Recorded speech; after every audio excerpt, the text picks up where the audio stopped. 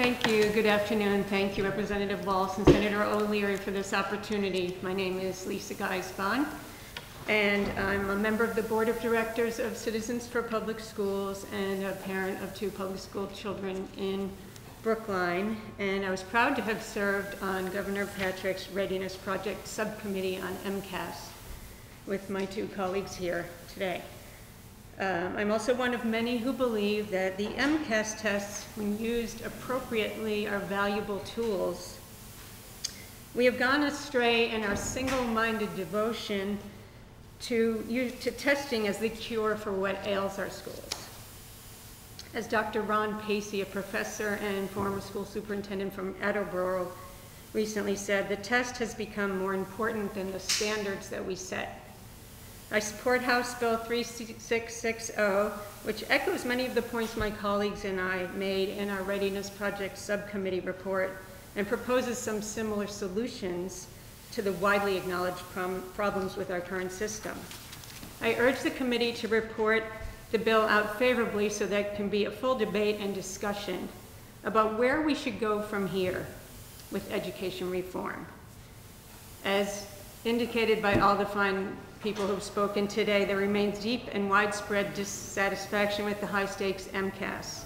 There's a remarkable degree of consensus among educators and many parents and students about where our current system falls short and how it is hampering the growth and success of too many of our students. There is voluminous research documenting the negative consequences of high-stakes testing and its particular harm to our most vulnerable students. There are many examples in this country, as Monty mentioned, and in other countries, of assessment and accountability systems that support high-quality teaching and learning without the negative consequences that come with high-stakes testing. Somehow, these voices and this research has not made its way through to those who are controlling education policy. I hope today marks a turning of the tide. The recent Mass Inc. report makes it clear that the high-stakes MCAS has failed to deliver on its promise to uncover and close achievement gaps. African American students are 3 times more likely to be denied their high school diplomas because of a failing score in the MCAS than are whites. We often hear that Massachusetts students score #1 on NAEP, but NAEP results also rank our state second from last because of the large size of our gap between white and Hispanic students. And a recent report from the Schott Foundation for Public Education ranks Massachusetts dead last in opportunity to learn for low-income students. What's more, we are not preparing all of our students for 21st century work and life. Tony Wagner wrote in a recent Education Week commentary that he observes only 1 curriculum in schools across the country, test prep. As a consequence, he said, many students graduate from high school having never written a paper longer than 5 paragraphs, the writing format taught to pass state tests, not knowing how to ask good questions, weigh evidence, reason, analyze, hypothesize, or work with others. It's time to ask what else we could be doing with the resources that are now used to develop, prep for, and administer standardized tests. It's time to ask how we could use these substantial resources in ways that meet the needs of low-achieving students so they can reach their full potential. And I hope we can use this hearing as a jumping-off point to have that kind of debate and discussion that includes parents, students, teachers, educators, researchers, and others, and develop a better way to move forward. Thank you so much. Thank you. Good afternoon. My name is Ruth Rodriguez-Fay.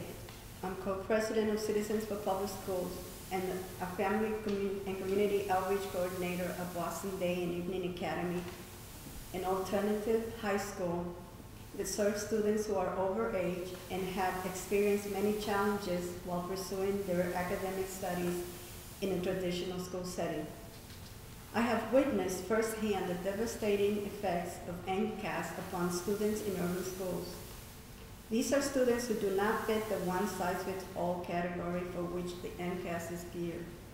I've also witnessed the sadness felt by families whose dreams for their children to have a chance at a better life are crushed. A lot of these young people end up dropping out of school, and unfortunately, many end up unemployed and in too many occasions in the criminal system. For English language learners, the reality worsens, especially for those that enter our educational system in later years. Imagine any of you immersing yourself in a language other than English, be it Russian, French, or Spanish. Then at the end of the year, take the MCAS in that language. That is what you are presently asking English language learners to do. The overemphasis on MCAS testing and prepping tends to deny these students the opportunity to continue receiving an education from teachers who are free to adapt the curriculum to their needs. The result is that many fall behind and end up in boring classroom settings that eventually drives them to drop out. I hope you understand that I do not wish to be identified with those who challenge MCAS as an educator who do not want to accept accountability. In fact, the opposite is true for me. I strongly believe in holding teachers and students accountable for their teaching and learning.